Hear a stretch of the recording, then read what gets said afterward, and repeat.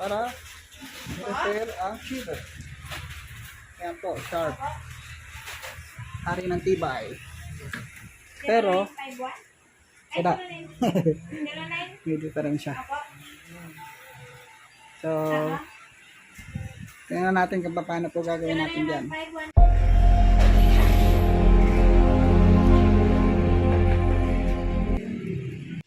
Tanggalin na po namin yung compressor.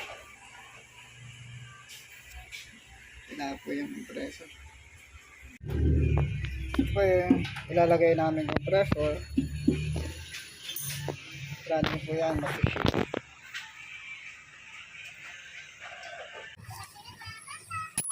Nalagyan natin ang kasbal dyan.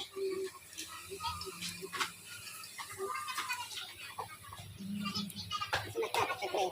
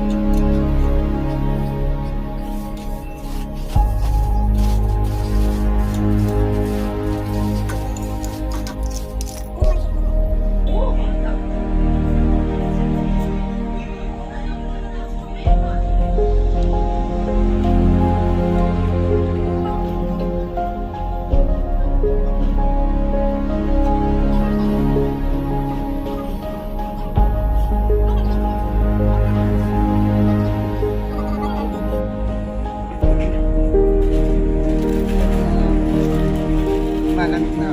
Tingnan natin. Check. Ito malamig na nga.